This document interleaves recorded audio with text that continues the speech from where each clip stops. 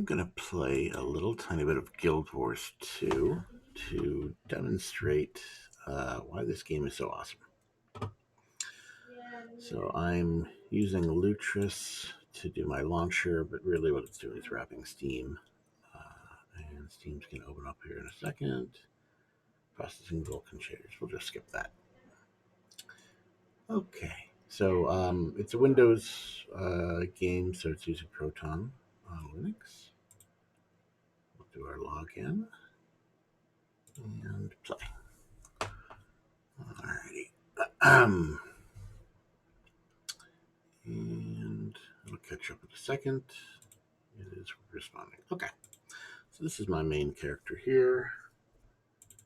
She's in her winter outfit because I've been fighting in the wintry landscape for a while, but I just moved to a jungle, so let's change her outfit in a minute. The Drizzlewood Coast. I just unlocked this area. I started a new part of one of the stories. So let's see here. Hero. Oh, this is a little bit slow while I'm recording, so let's mess with some of our settings real quick. Auto detect. There we go. Oh yes, much lower quality while I'm recording, but okay. Right, so opening up our hero panel. First, I'm going to change one of my outfits. Let's see. We'll do this one. And I don't like those colors. You can pick these out manually. And I've unlocked a lot of colors, but I'm just going to randomize and see if we get something kind of cool looking for the jungle. I like that for the jungle. No, not quite. Jungle, jungle, jungle. Jungle, jungle, jungle. I don't want to have to pick a bunch myself. Give me a good combo. That was hideous.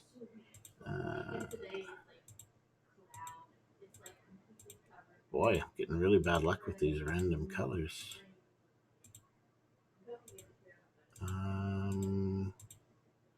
Super bad luck. All right, this is close enough. All right, so there we go. That's our look. I use outfits for this, which are kind of like prefab costumes, but you can also have the individualized equipment and style each of those and paint them and color them. I don't pay any attention to this at all since I have the outfits. I just do this. But it's part of this game is like they give you so much in so many areas you can go deep on, or you can kind of skip past. Glider skins. So yeah, when you jump off a high place, you can glide down to other places if you want. There's mounts that you can have, and they have their own skins. There's fishing. There's like fishing boats, novelty things where you can do like, oh yes, like choir bells. You can have little mini pets running along with you. I have this little guy because I was in the snow. I'm just going to take my pet rock around though. There he is. Pet rock. And finally, back to the storage order. So in this game, there's been a lot of stories. Your main story is based on your character when you do character creation. So that means the species that you picked at the beginning and the traits that you kind of picked. And I've gone through that a long time ago, so that's my story arc. And then there are routinely updates in the living world. It's like the macro story of all of Guild Wars. And so there's been 1, 2, 3, 4 living world stories. And then they've had some expansions. So Heart of Thorns, Path of Fire, Icebrood Saga, and End of Dragons. Now, End of Dragons is mostly done, although they've been rolling out little updates to it. So like Chapter 18 here just came out not too long ago. I am going kind of backwards through some of these that I missed. So I'm in the Icebrood Saga now, which happened before End of Dragons, and I'm about halfway through. I'm doing No Quarter, which opened up this new zone. And here is this is the immediate map area that I'm in. And if we zoom out a little bit, this area here is the whole Drizzlewood coast that I just unlocked. And if we zoom out a little bit more, here we are up in the Shiver Peak Mountains. Down here is kind of central Tyria. We can go out to the Maguma Wastes and the Maguma Jungle. This is Old Ascalon, down to the Crystal Desert. You can see all these different map areas that have been slowly being revealed. We're getting new areas all the time. And if I go way down through the mists, I can get down to Cantha, and this is where the End of Dragon stuff has been happening, including this remarkable, cool area called the Jade Sea, which is literally a sea that was like transformed into jade. So you're like walking on these jade like river or waves and stuff. So you can jump around anywhere you've been before. You unlock new zones through the progression of the story and as it kind of advances. And if we saw up there, we have kind of the completion for this zone. I've only done 5% of the events that are in here. I've unlocked one of the two waypoints. I've not gone to any of the vistas, which are like high up map points to give you those beautiful views. And then they've got points of interest all over the map. So you do get a little reward for doing stuff like that. And yeah, so just kind of exploring on your own, you get all kinds of things. So, like I said, I'm in the Esper Saga. We're doing no quarter, and we've just started this one out. There was a parlay. We're dealing with the Char, which are kind of big cat-like people.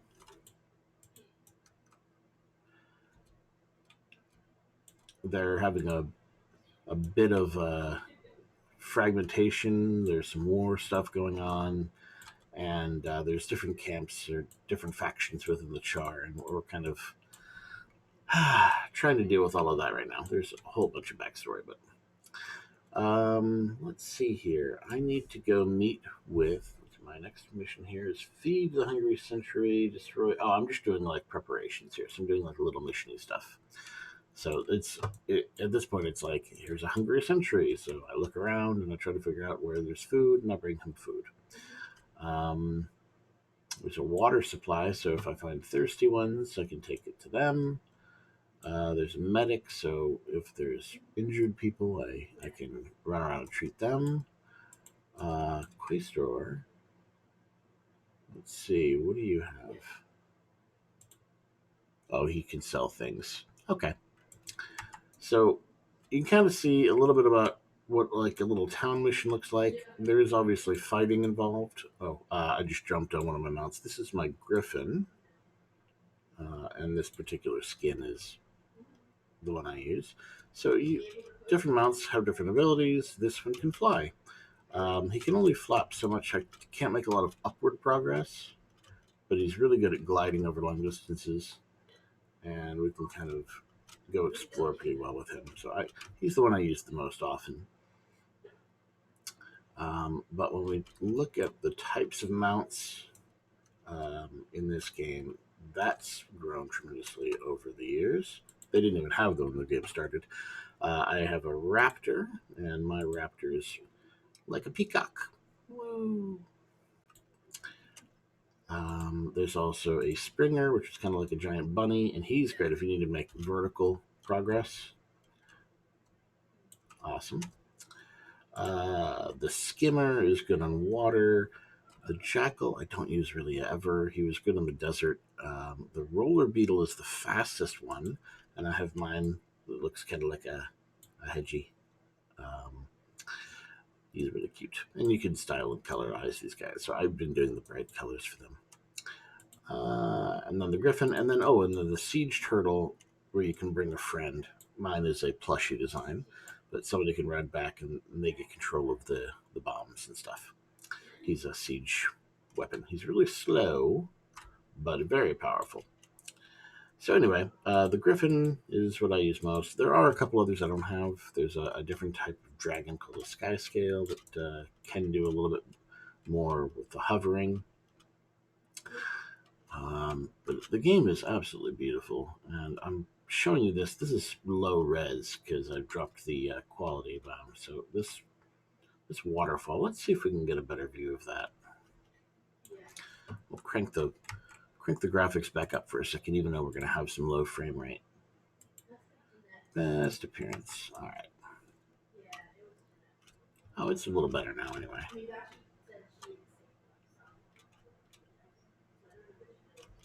So look at that. The water flows down here. We could chase this around. I've got a lot of bloom going on. And this is like the edge of the map there. So we're going out to sea.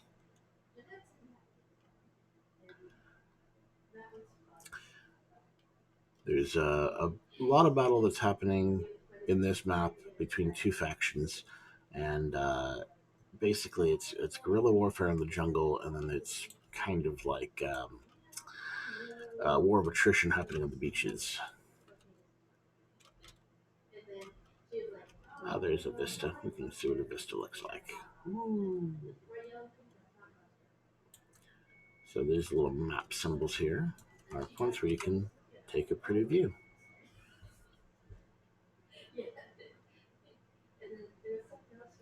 And I think when I adjusted things here, my gamma is a little high.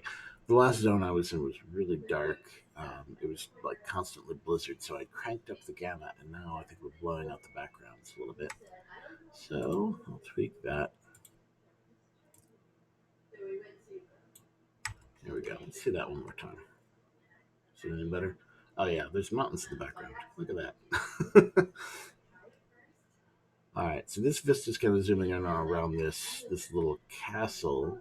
And it looks like this is one of the strongholds that gets fought over in this zone. Not all zones are designed like this. There's so many different types of gameplay that happen. Um, but yeah, this one looks like it's one of the like contested areas, and we can kind of see this map's broken up into these different patterns, and it looks like you're fighting for control over each one. Blue has control of almost the entire map right now. This thing, when I first got here, these were all red, so I guess we've made some good headway doing whatever this is. I'm not really familiar with this zone yet, but let's take a jump somewhere else to see kind of the counter of what another place looks like. Um, I mentioned the Jade Sea earlier. Let's head to Dragon's End.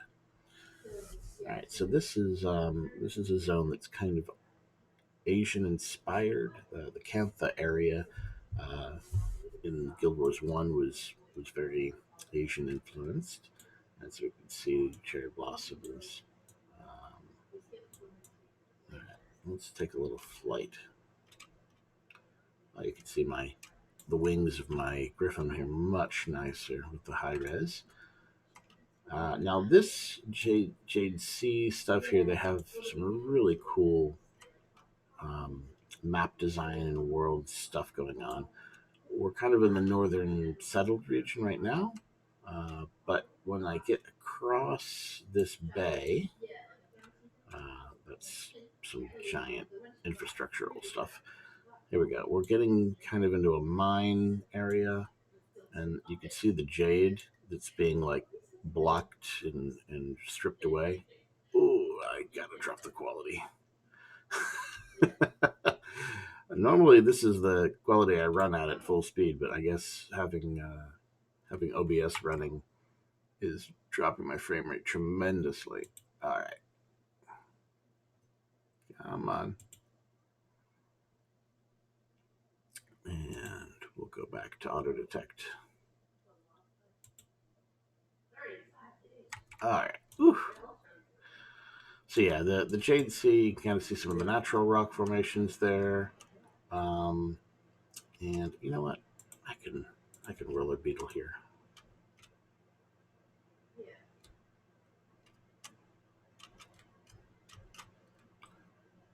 All right. So there's jade, like literally jade.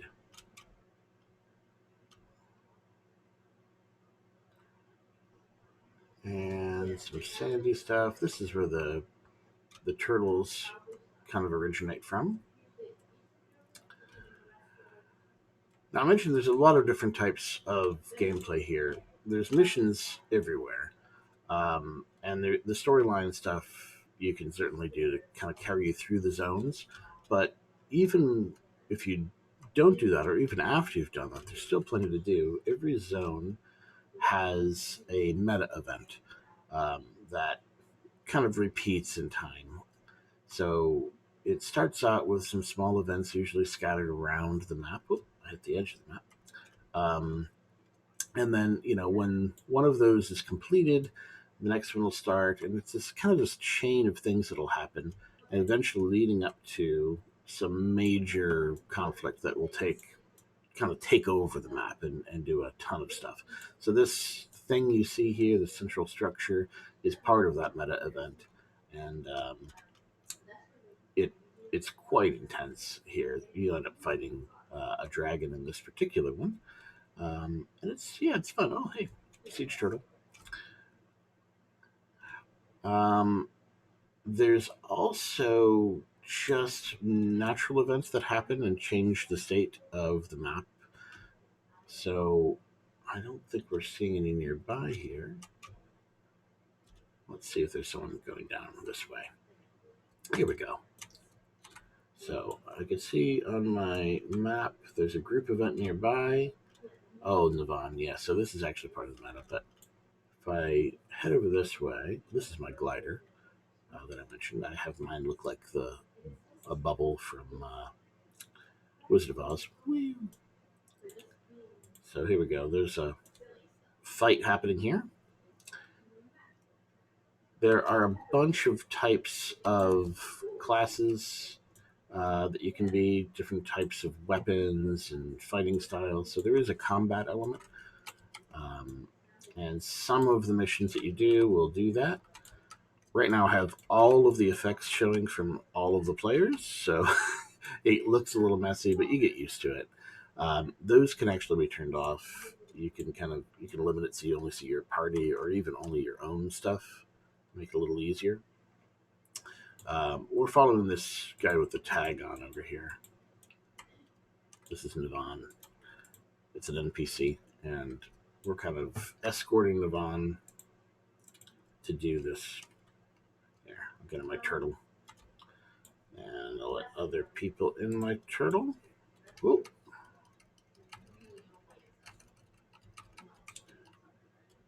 So all of these things we need to knock down and fight, and we're going to take over. You can see the circle on the map.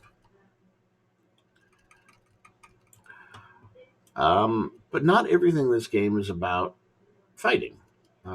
There's a lot of quests that are, resource management. Take this to that person, escort this person to that place. But there's also a lot of talking, narrative stories. So especially when you're looking at the main expansions and the main storylines. Oops, I want to switch to my Griffin. So one of the ones I did recently was all about dealing with trauma that had come up from the game over the past however many expansions, and all the warfare, the loss of friends that happens.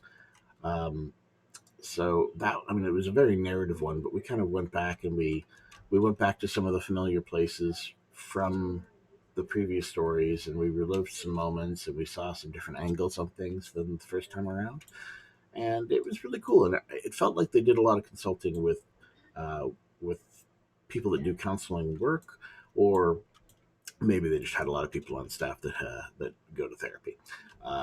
But regardless, it was really cool.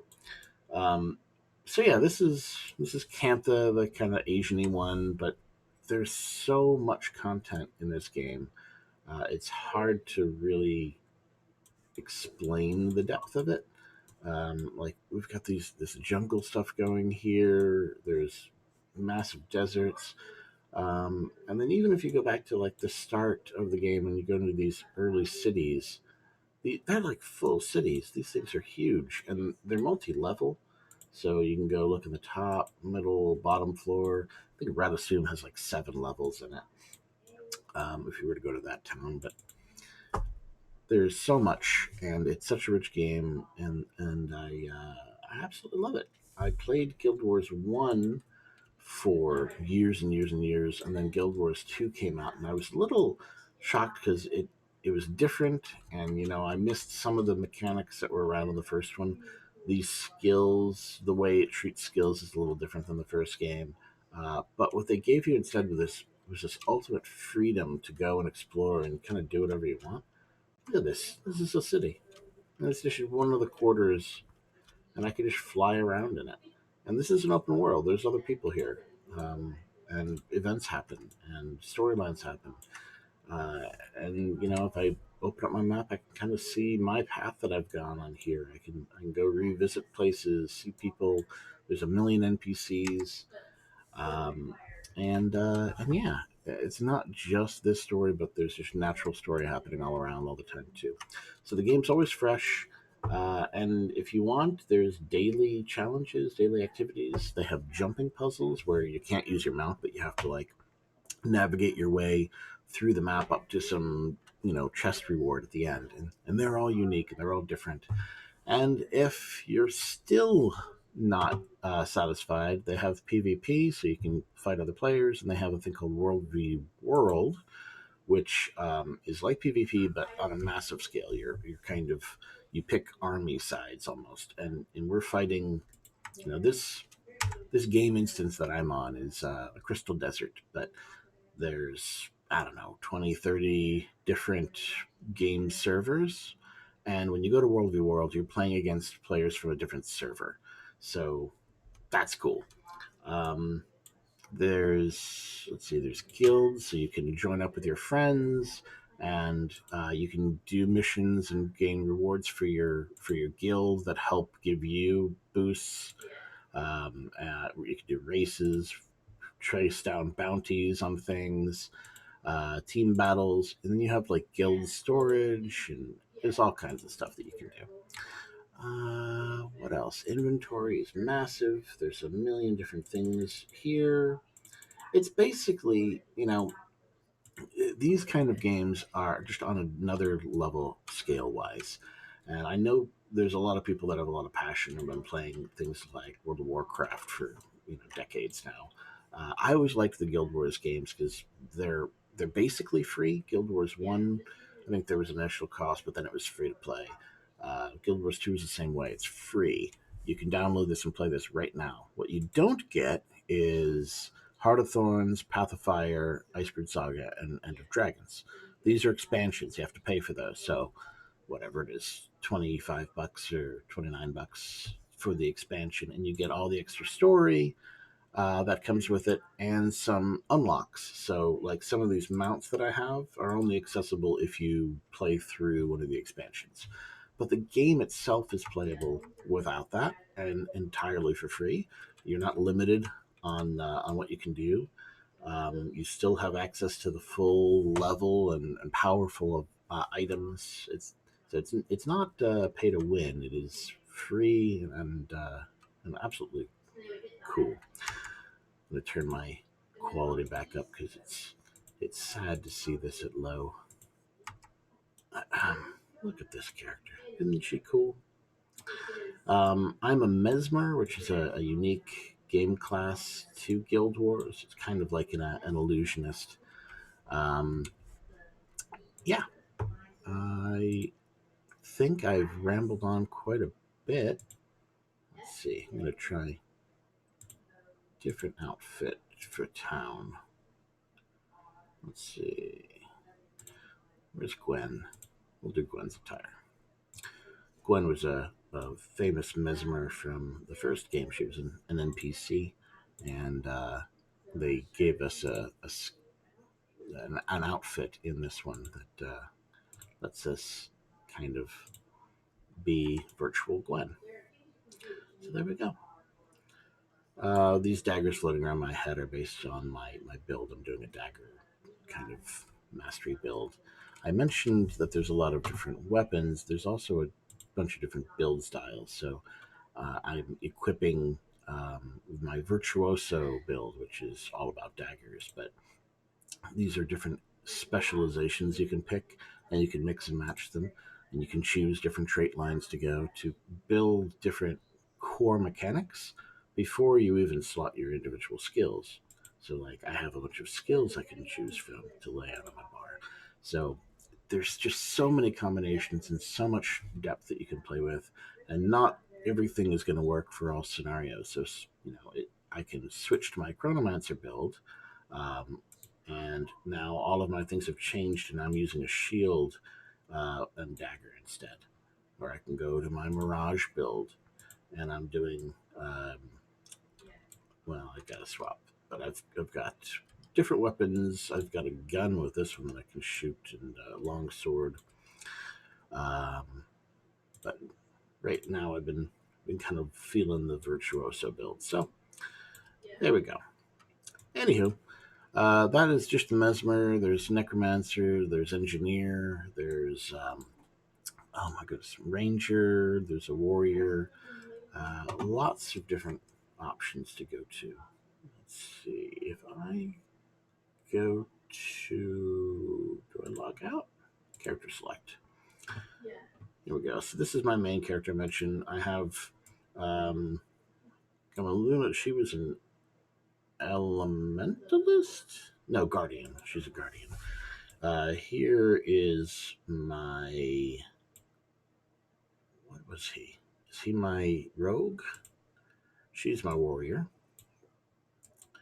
I've got a druid. Ranger. No, here's my necro, and here's my engineer. And you can obviously see there's lots of different play styles to choose from. Whether you want to be, this cool um, Norse-looking warrior. This is she's literally made of bark. She's a plant person, and he's an Ashura. This is another race, like species that's unique to Guild Wars. They're kind of technology enthusiasts. So anyway, tons and tons of stuff. I highly recommend the game. Like I said, it's free. Give it a try.